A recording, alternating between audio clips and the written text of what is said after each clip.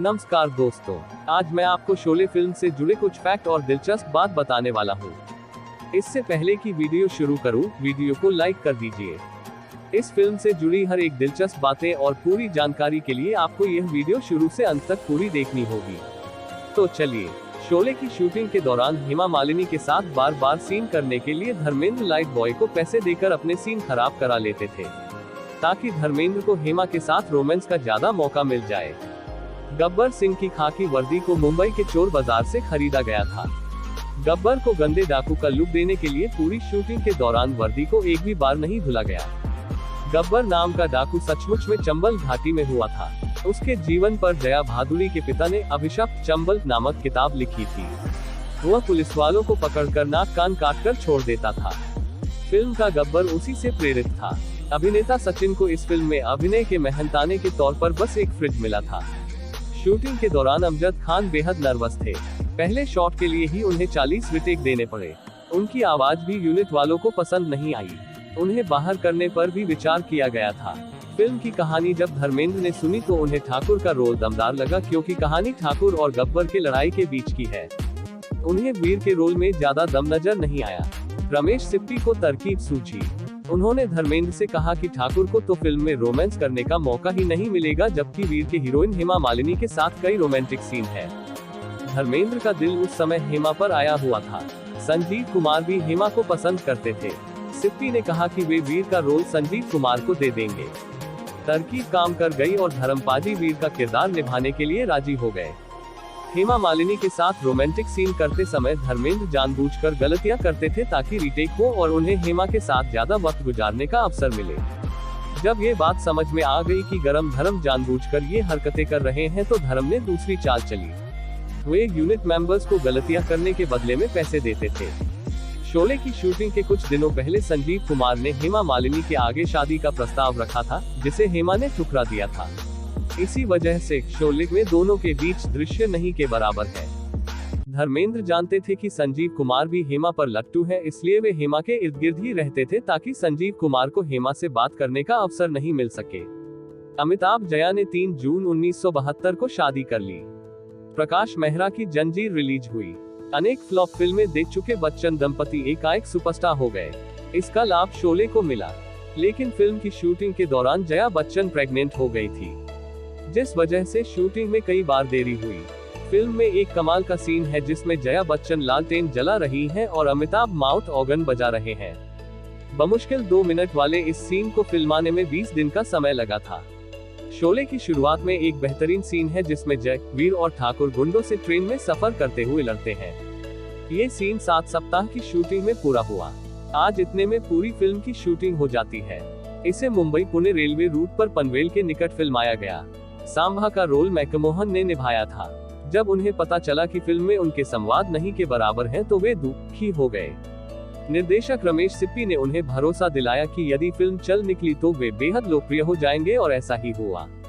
सांभा का फिल्म में केवल एक ही संवाद है, पूरे 50,000। लेकिन एक और डायलॉग सांभा का है, चिड़ी की रानी तो ठीक है सांभा, वो देख चिड़ी का गुलाम आ रहा है।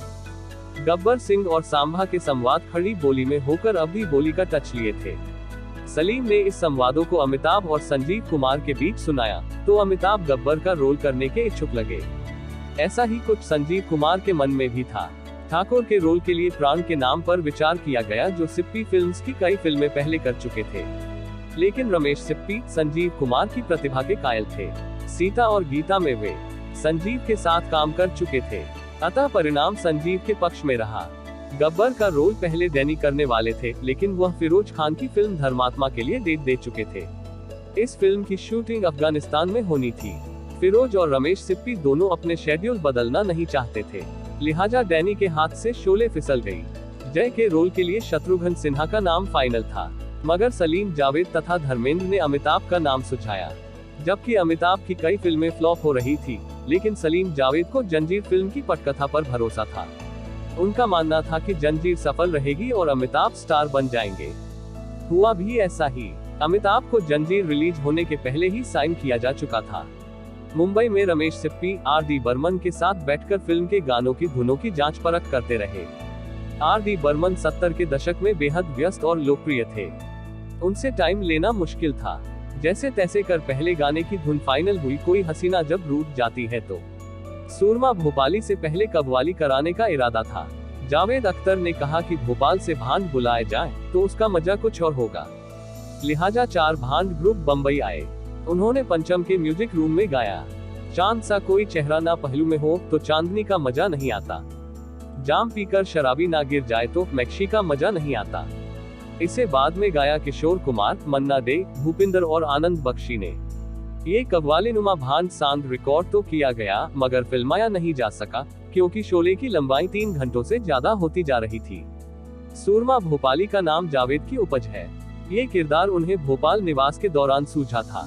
सूरमा भोपाली का किरदार भोपाल के एक वन अधिकारी की जिंदगी से लिया गया था। आज प्रसिद्ध हो चुकी जयवीर की जोड़ी असल में सलीम खान के कॉलेज के समय में 2 दोस्त थे। ठाकुर बलदेव सिंह का नाम असल में सलीम खान के ससुर का नाम है। ठाकुर का किरदार एक रिटायर्ड फौजी पर आधारित था, जिसे बाद में पुलिस वाले के किरदार में बदला गया था।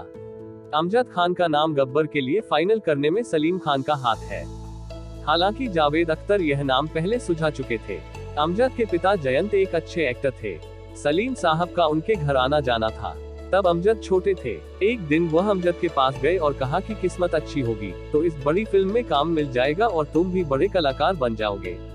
अमजद खान नमाजी मुसलमान नहीं थे, लेकिन शोले की शूटिंग में जाते हुए उन्होंने कुरान शरीफ सिर पर रख ली। पत्नी शैला को आश्चर्य हुआ। जैसे तैसे अमजद हवाई जहाज में बैठे। प्लेन उड़ा बम्बई के आकाश में। उड़ते ही उसका हाइड्रोलिक सिस्टम फेल हो गया। मजबूरी में प्लेन बम्बई एयरपोर्ट पर उतरा। अमजद घर नहीं गए, एयरपोर्ट पर बैठे रहे। घंटों बाद प्लेन उड़ने को तैयार हुआ तो सिर्फ 5 यात्री सवार हुए, बाकी सब वापस चले गए।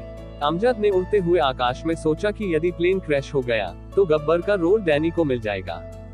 फिल्म के निर्माता 1947 में जीपी सिप्पी कराची से बम्बई एक शरणार्थी की तरह आए थे। उनके पास शरीर पर पहने शर्ट के अलावा कुछ नहीं था। इस फिल्म ने उन्हें मालामाल कर दिया। फिल्म सीता और गीता 1972 की शानदार सफलता की पार्टी जीपी सिप्पी के घर की छत पर दी गई थी। उसमें पिता जीपी और बेटे रमेश सिप्पी ने तय किया था कि इससे भी 4 कदम आगे चलकर एक बड़े बजट की भव्य एक्शन फिल्म बनाई जाए। यही एक 4 लाइन के आइडिया से शोले का बीज जमीन में पड़ा। शोले फिल्म की कहानी मार्च 1973 से लिखना आरंभ हुई थी। रोजाना सुबह 10 से 11 बजे के बीच सलीम, जावेद तथा रमेश सिप्पी अपने को सिप्पी फिल्म लेखन कक्ष में बंद कर लेते थे। घंटों चर्चा करते थे। इस दौरान चाय, सिगरेट और बियर की ढेर सारी बोतलें खाली हो जाती थी। रमेश सिप्पी शोले को भारत की भव्य फिल्म बनाना चाहते थे।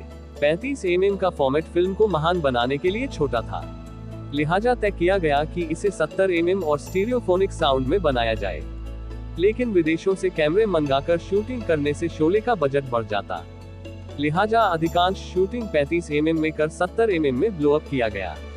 रमेश सिप्पी को जैसे ही लोकेशन की खबर मिली, वह सिनेमाटोग्राफर द्वारका दिवेचा के साथ हवाई जहाज से आ गए। बड़ी बड़ी बिल्डिंग, साइज की चट्टानें, बिहार, सूखे पेड़, उबड़ खाबड़ रास्ते, और क्या चाहिए था दिवेचा को। मनपसंद लोकेशन सामने मौजूद थी। नाम था रामनगरम। शोले फिल्म में गब्बर की गुफा और ठाकुर का घर मीलों दूर दिखाया गया है, लेकिन सचमुच में दोनों पास पास थे। रामनगरम को फिल्म के सेट के मुताबिक मुंबई के 30 और स्थानीय 70 लोगों ने रात दिन मेहनत कर पूरा गांव बसा दिया। शोले फिल्म ने 5 साल लगातार बम्बई के सिनेमाघर मिनवा में चलकर एक कीर्तिमान कायम किया था। इसके पहले बॉम्बे टॉकीज की फिल्म किस्मत कलकत्ता में लगातार 3.5 साल तक चली थी। शोले का रिकॉर्ड दिलवाले दुल्हनिया ने तोड़ा। 15 अगस्त 1975 को रिलीज हुई शोले ने भारत में 60 जगह गोल्डन जुबली और 100 से ज्यादा सिनेमाघरों में सिल्वर जुबली मनाई थी। 3 से 4 करोड़ रुपए में बनी शोले का मुंबई स्थित मिनवा सिनेमा में प्रीमियर हुआ था। शोले जब रिलीज हुई थी तो फिल्म समीक्षकों ने इसकी काफी आलोचना की थी, लेकिन जब यह फिल्म ब्लॉकबस्टर हो गई तो अचानक ज्यादातरों के सुर बदल गए। इसे क्लासिक और कल्ट मूवी कहा जाने लगा। शोले के बाद ही पटकथा लेखकों यानी कि स्क्रिप्ट राइटर को बॉलीवुड में बेहतर सम्मान और पैसा मिलना शुरू हुआ। 1999 में बीबीसी ने शोले को फिल्म ऑफ द मिलेनियम कहा। ये खिताब ब्रिटिश फिल्म इंस्टीट्यूट के एक पोल के आधार पर दिया गया। फिल्म की लाइनें एक चलन की तरह ट्रक और ऑटो रिक्शा पर देखी जाती है। अपनी किताब Sholay the making of classic में अनुपमा चोपड़ा ने शोले को हिंदी सिनेमा का सोना कहा है। Sholay the making of classic में ही शेखर कपूर ने कहा है कि शोले जैसी फिल्म भारत में कभी नहीं बनी। इस फिल्म के बाद हिंदी सिनेमा के इतिहास को 2 भागों में विभाजित कीजिए। दर्शकों की अदालत में ब्लॉकबस्टर साबित हुई, शोले को केवल एक फिल्मफेयर पुरस्कार मिला।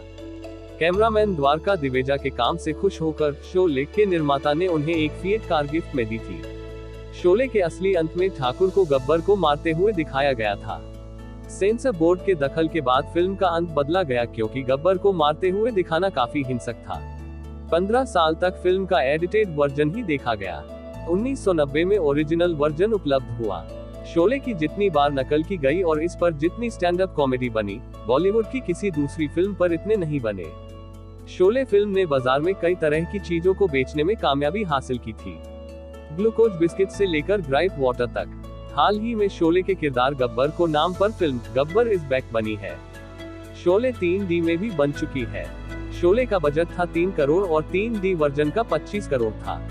शोले 3D 3 जनवरी 2014 को रिलीज हुई। शोले के फेसबुक पेज को 10 लाख से ज्यादा लाइक मिले हैं।